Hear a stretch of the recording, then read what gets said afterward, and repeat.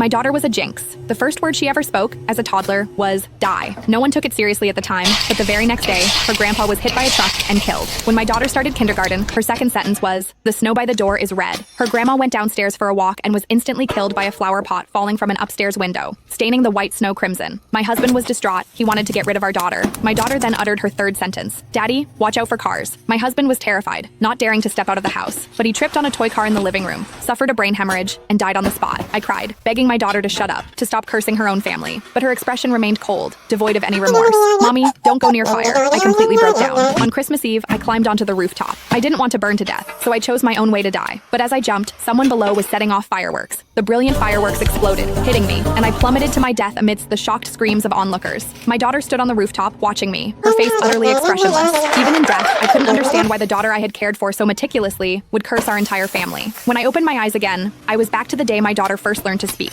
This time, I finally understood what was going on with my daughter's jinx. The moment I opened my eyes, I saw my 1-year-old daughter pointing at her grandpa and saying, "Die." At first, no one reacted. Grandpa was still affectionately teasing her. "What is my sweet little Lily saying? Call me Grandpa, and Grandpa will give you candy." But Lily's small face remained cold, and she repeated, "Die." A wave of fear and anger surged through me. I quickly clapped my hand over her mouth. "Don't say that word. How can you wish for Grandpa to die?" Lily struggled, muffled by my hand, and began to wail, her face turning red from holding her breath. My father-in-law, Arthur, quickly intervened. "She's just learning to talk, Sarah. Why are you getting so upset?" I pressed my lips together, my body trembling uncontrollably. "She's cursing you." Arthur paused, then laughed. "What are you talking about? She's so young. How could she possibly know what die means?" I didn't know how to explain, so I could only tell Arthur to be careful when he went out these days, especially to watch out for cars on the road. Arthur said he understood, but he didn't take it seriously at all. I repeated the warning to my husband, David, who also laughed at me, saying I was overreacting. He looked at Lily tenderly, saying our daughter was anything but a jinx.